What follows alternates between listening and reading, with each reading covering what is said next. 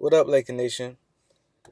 Uh, I want to get to a couple things. First, I want to give a shout out to Nathan Ganaspy. Been very supportive, very knowledgeable Laker fan. Good comments. Appreciate you. Also, I want to get to a few things. Uh, People who say I've been very negative towards the Lakers.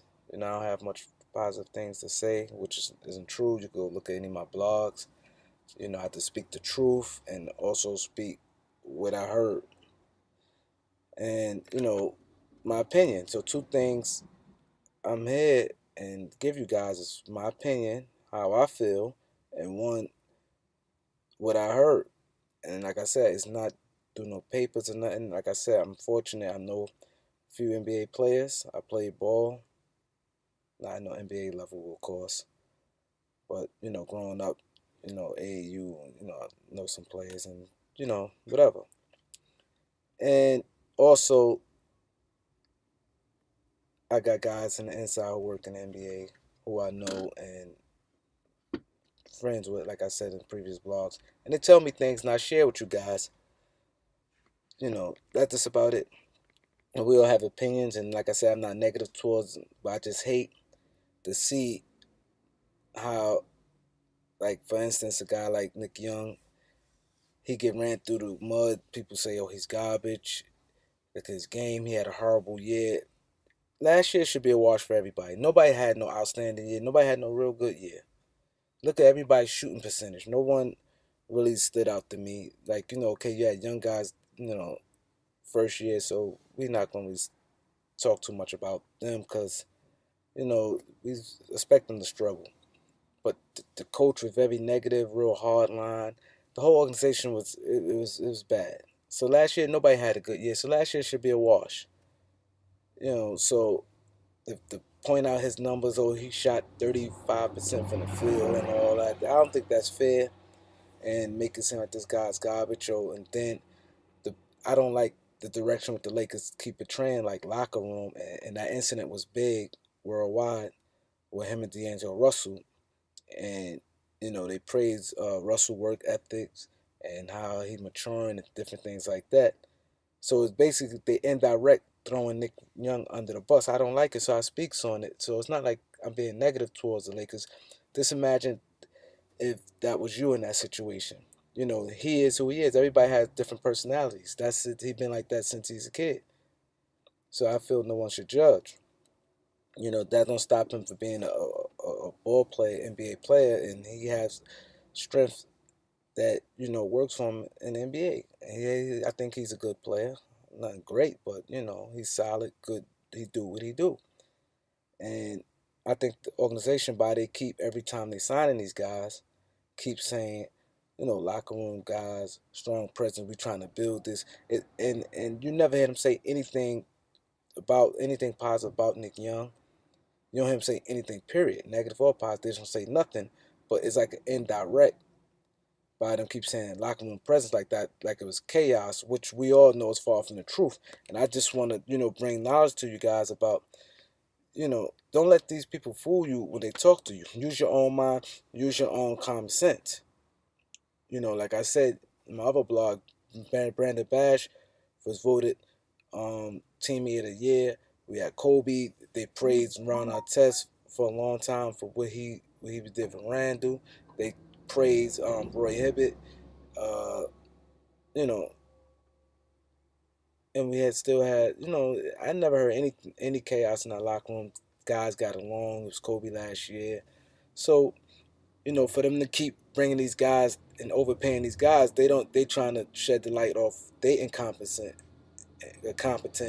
and trying to point it towards like it's a locker room issue, which is not.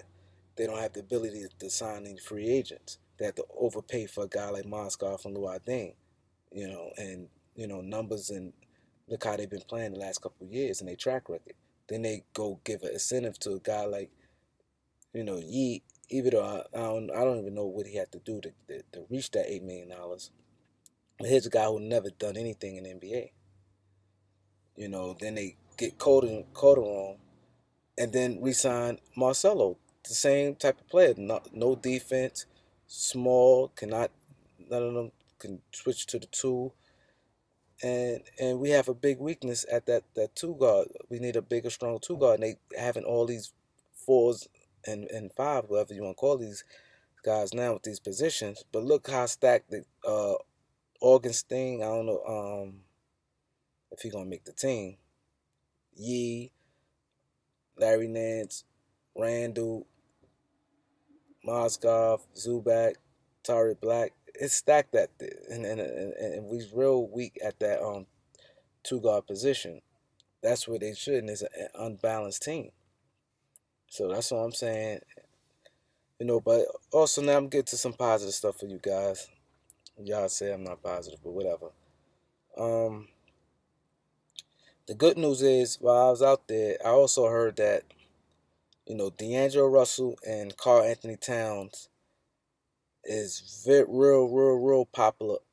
They has a strong grip on the young guys from the class of 14. That's the Julius Randle, Andrew Wiggins class, and to the next couple down. They said all the guys love them. They support them. If you notice, no young guys really came out against D'Angelo Russell, that Nick Young situation. It's mostly veteran guys, but the young guys, they all love him, and they saying that Russell can be the guy that can recruit the free agents that the younger generation love Russell. They love playing with him. They love Karl Anthony Towns. And I also found something interesting, and they also said a reporter went to Russell and asked him, "What do you think about the super team with Golden State have when Kevin Durant went there?" So they said Russell said, "Oh, it's nice. It's good. Check out. Don't be surprised you see another super team in a couple of years to come." And a little cold, and they said, "What you mean by that?" And he said, "You'll see." And he said, "Who knows? Maybe me, Carl Towns, um, Ben Simmons, Trevor Booker, and he said JC. You talk about Jordan Clarkson." He said maybe. They's like, "Oh, you think that?" He said maybe. Who knows? And he was saying like jokingly, but I heard they're all good friends, and who knows? But I just want to share that with you guys. But they said he would be a major recruiting because they said the young guys love him. Even classes behind them, like the class coming in now, and the class under that, they said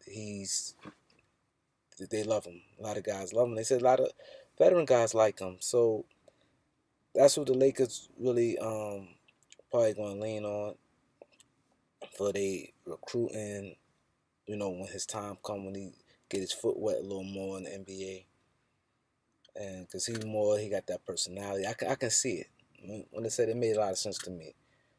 Brandon Ingram seemed a little more reserved, laid back. Um, Randall seemed, more just, he just wanted business like I'm do my work. You know, Russell seemed more outgoing, and I can see it. I can see it. So maybe that's some positive news right there that we got to look forward to. But I think we're gonna have a good, solid season. I hope we do, because if we don't, like I said, everything is on the young guys right now. Everything. If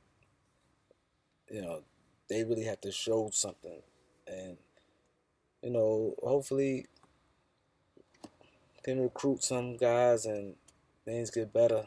You know, like I said, I did lose faith in front office, and it's a mess right now. So I just want to end this real quick. I just want to share that. There's nothing negative about me. Just the truth, how I feel, and you guys can see it for yourself. I lay it out for you guys can see it. All these international players, it's about money right now with that situation with Genie Bus. Because, the Kobe situation, they feel we're not going to win too many games. So they trying to tap in that. It's always about money when it comes to anybody, really. So I just want you guys to see a few things for yourself. And, just enjoy the season. I don't know if I'll be back on the blog anytime soon. So I just want to tell you guys, keep your head up.